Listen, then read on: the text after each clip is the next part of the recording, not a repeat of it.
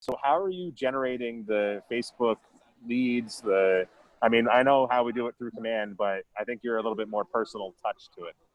Yeah, so a lot of it is on my Facebook page. I do get leads from Instagram as well, but I would just think I have just more followers on Facebook with like the personal and business page.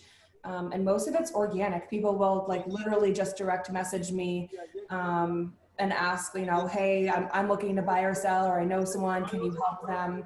I got an email yesterday from somebody saying, hey, I follow you online and I'm looking to sell and you do a great job marketing, could you help me? So it's definitely taken a few years to build that social media presence and really get going. Like I started off with like 200 likes on my business page, and I think now we're at like 4,000. So we And do like, are those likes, are they organic, or have you gone out and bought likes or shares or all that kind of stuff? yeah, so I don't pay for any ads or anything like that, or I don't like buy likes. It's honestly, it's a lot of the likes come from my personal page. So how you can have like 5,000 friends on your personal page. I'll get up to 5,000 friends, click invite all to like my business page. And then like after some time goes by, it sounds kind of bad, but people that like don't really engage much, I'll just like delete them to make room for more like friends. And then I'll add more people and then invite those people to like my page, and I just kind of keep going. I'm just happy to have maybe 100 or so friends. So that's amazing. I know you're a likable person. I actually do see a lot of your stuff, and I always tag you in all the referral networks. Just a little shout out to anyone looking in Southern Maine. Bailey is a great resource there. It's great. Anyways, that's where I get a lot of my business from too. So what do you find? I know you have 4,000 likes. I'm just hoping to get 1,000. That's my first milestone. Not really too active on it. What is your biggest draw? What kind of posts are working the best? That kind of thing.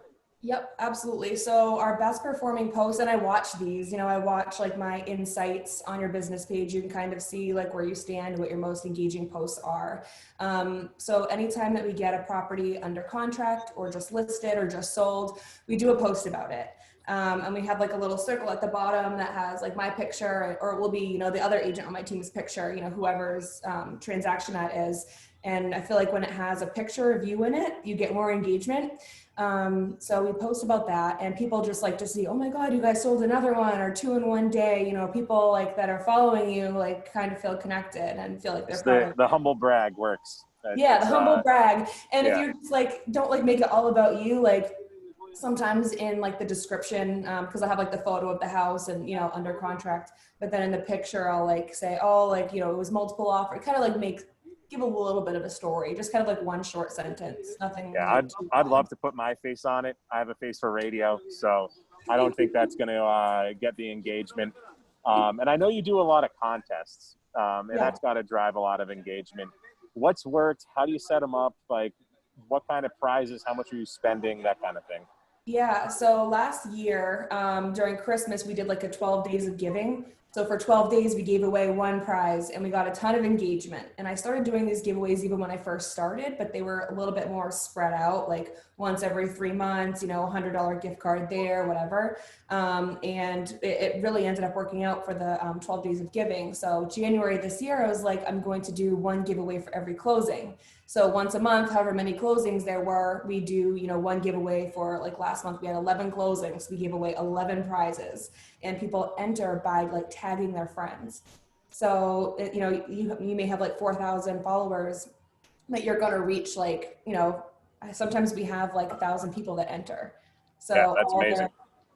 And how do you, just the back end of that? So they tag each other. Do you have them go to a Google form or anything? Are you capturing any of their emails, or just strictly just trying to get more social presence? So we are trying to make it as easy as possible. And I know that I like just hate my information getting taken, and I probably could get a bunch of people's information, you know what I mean? And then reach out to all of them. I just don't. I just have them like, how can I make this as easy as possible for people to enter? Because I feel like if we required more information, we wouldn't even get like a fraction of the people to participate. So, so they just tag their friend. That's how they enter. We have like, my admin has like a Google spreadsheet. she'll put all the names and she goes through and does all that. And then she'll email it to me. I cut it up and then I just draw them live on Love it. like Facebook video. That's great. And so speaking of making things easy, I always see your templates. They always look very professional and put together, and they're not, from what I can tell at least, they're not from command. What are you using for your multimedia kind of stuff? Yeah, I just use a free Canva account. You could probably make the same stuff in Command. I just find like a template that I like, and then I just like tweak it, you know what I mean? Like add my colors and that kind of thing. Gotcha. I mean, I have so many questions. I don't know where to start. Yeah. What are some basic things? Because I know a lot of agents in our office are either just starting out or been seasoned doing it for a long time, but don't have a social media presence. What is one thing that you would say you've learned that could make this easier for them to basically move forward with social media and the business? Yeah, absolutely. So it's really staying consistent. Just, you know, it's hard because you're like, what do I post about? I don't know. And just, you know, post about your closings, like client testimonials, you know, anything like that, anything that you can think of that will make you stand out. Kind of look around in your area, see what other people are doing. You know, definitely don't copy them, but kind of look and say, okay, like I can do that, but I can do it a little bit better by, you know, tweaking this. And really just stay consistent with it. You know, don't start something and say, oh, like I'm going to do a market, you know, Monday update, you know, once a month, and then only do it once and not do it again. You know, it takes time, and you may not see, like, you know, you may not get 20 likes on your under contract post right away. You know, it may take a couple of years to get there. But just, you know, just kind of keep going. Don't give up. Also, I'm not super salesy in my posts, kind of like how I do in my giveaways. I just try to make it as easy as possible and not kind of like in your face. So, you know, I never really like put out there, like, you know, asking for business. Yeah, I find it when I've followed some of those pages that are asking for business constantly, and I'm not getting anything from it. So why would I follow them and support their business? It's also the other side of it. If you're not consistent and you have a Facebook page that's from 2018, I would say delete it. You're not getting any business from it. It's making you look worse than you are without a page. Absolutely. So yeah, you already touched on, I know we have a little bit of conversation here on how to grow your audience. You already said friend as many people as you can. Yeah. And I will touch on it that we don't, in Connecticut, I don't think of anyone particularly that has like the best social media campaigns, the best advertising. And anyone, I mean, Steve, Carlos, you guys can correct me if I'm wrong, but there's a big audience that we can capture if you do it right, do it consistent. So is any questions from anyone else, or Bailey, you want to touch on anything that we haven't talked about? Yeah, the only other thing that I would really recommend, that I just started getting into a few months ago, I was kind of late to the game, but stories. So adding things to your stories. Not only do I just post under contract on my page, I'll post it on my story, on my personal and business page and Instagram. I just like blast it everywhere because some people don't see the post or don't see the story. And another thing with the story is if I'm going to show like a nice house or, you know, whatever, I'll do like a quick, like, you know, video of the kitchen and then add it to my story, or, you know, final walkthrough, and I'll, you know, get there a little bit before the clients and do a quick video.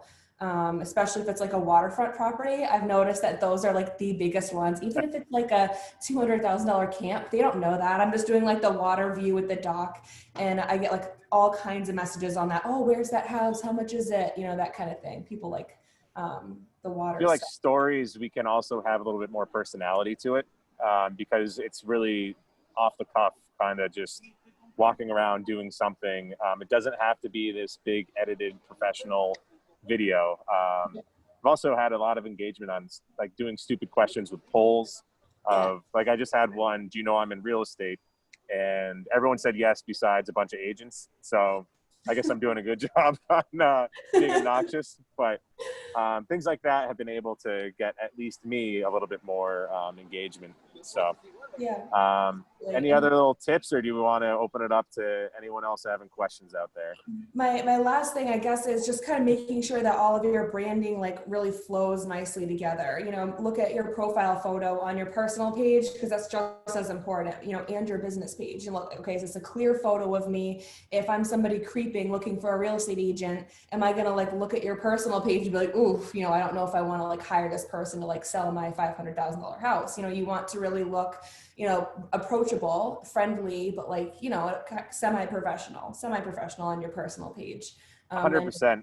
I actually don't send, from when I'm sending out referrals, I'll go to their personal page and look at what they're doing on that. And if it's not really in line with what my client's looking for, I just definitely won't. Or if they're anything, you know, too political, too touchy, I'm not going to send it to them either, because I don't know how that's going to fare well with my client too. So keep it clean, guys.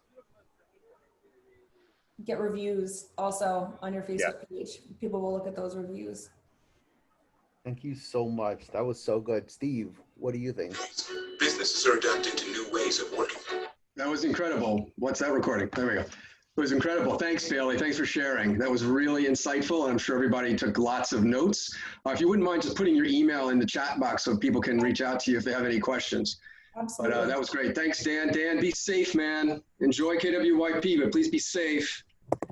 Anybody have any questions for Bailey? Or referrals? Referrals, of course, to Bailey. Yeah, you guys muted me already. Well, I was going to say, if you have anyone in Southern Maine, make sure to send it over to Bailey. She'll take care of your clients very well. So 100% support for her. Absolutely. Totally.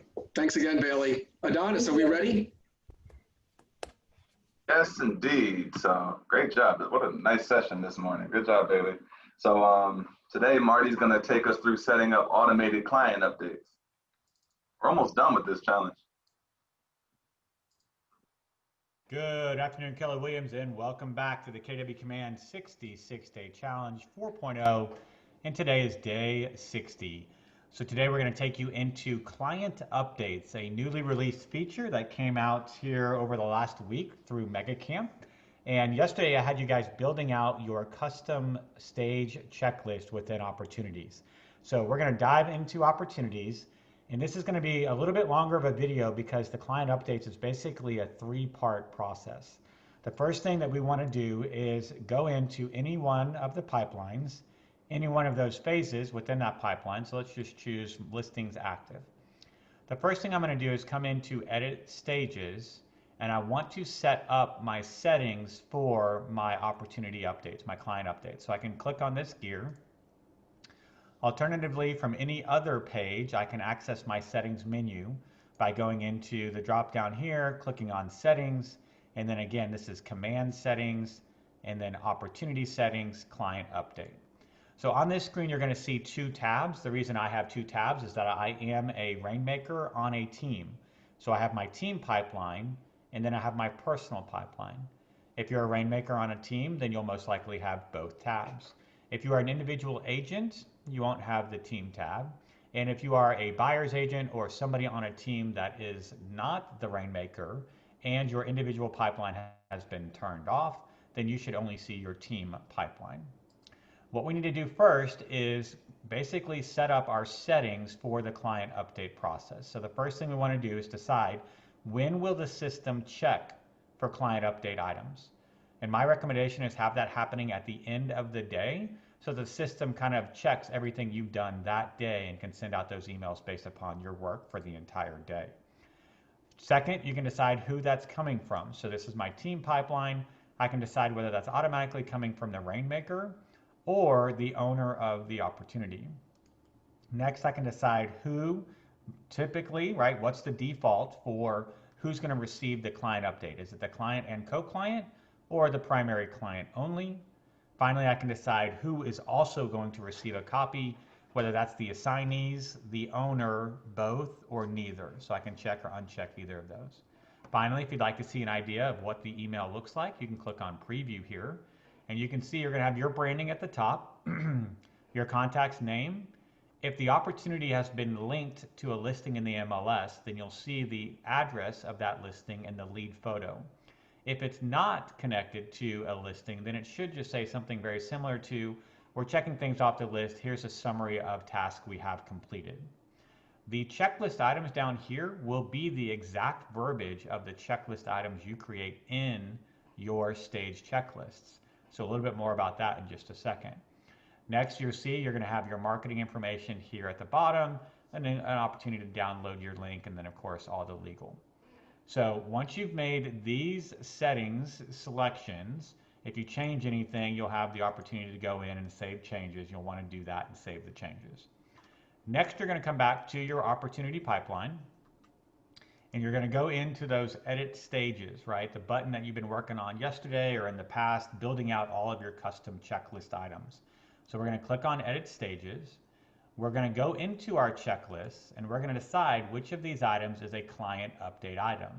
Now, initially, I had a client update item that just said stage the house, right? Well, that's not exactly the most attractive client update item to receive in an email. So I actually came in and created a secondary checklist item that says initial make ready confirmed. Please expect a call. Whoops, I clicked on it just in time. Please expect a call from Carolyn Knight with Interiors by Knight Designs.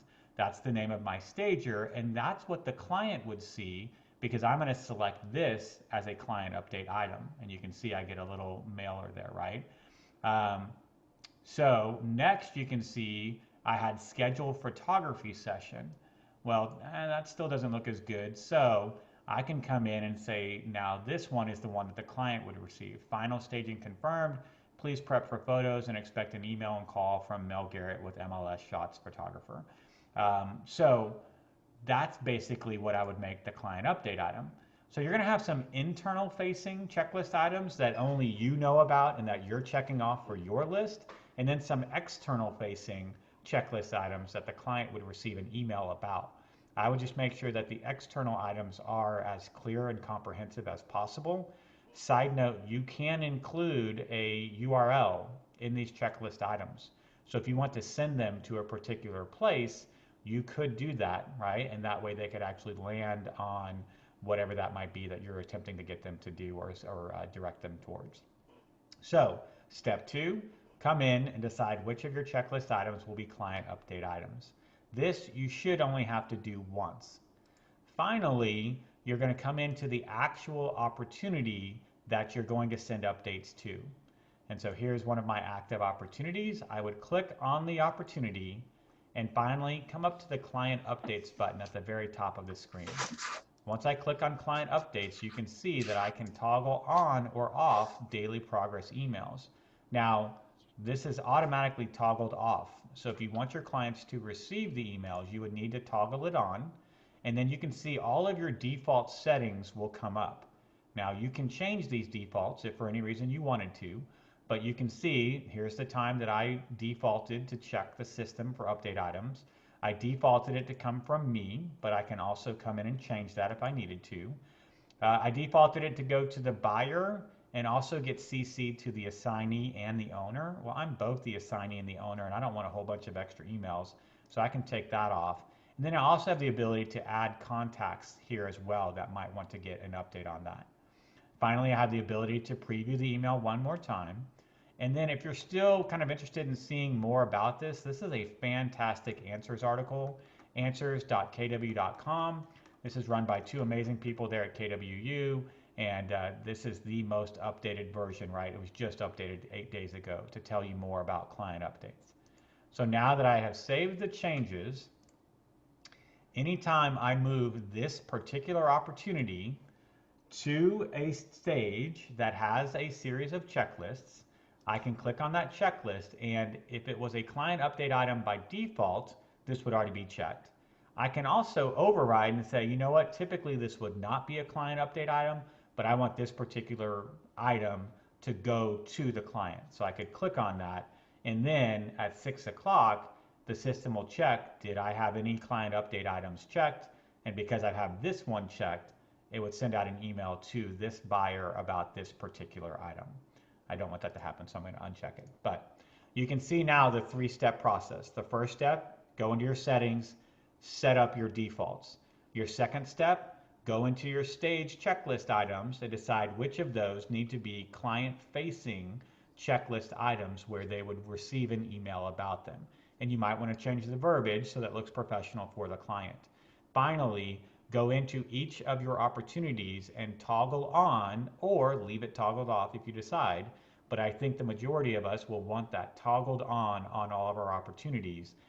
Double check the defaults, make sure that's the way we want it, and then rest assured that at 6 p.m. or whatever time you've set each day, the system will check for new items that have been checked off. Now, if there are no new items, no email goes out. So you're not going to get an email every day and be like, your agent didn't do anything again today, right? So it's just when you check something off that the email would actually be sent to your clients. So I apologize for a little bit longer video, but a new and exciting feature. Wanted to make sure we covered that completely so you guys knew and understood it. That's it for today's 60 of the Keller Williams Command 66-Day Challenge. As always, I hope all of you are having a fantastic day, and I look forward to speaking with you again real soon.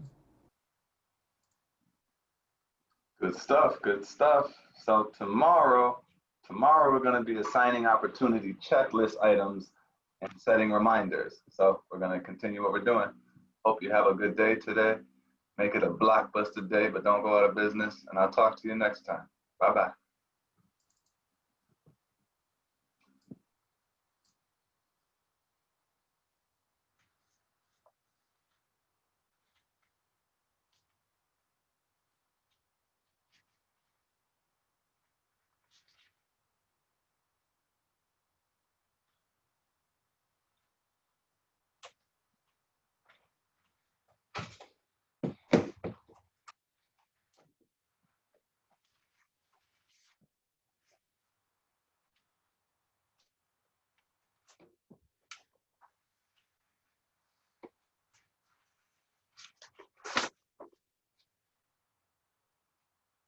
So, I just wanted to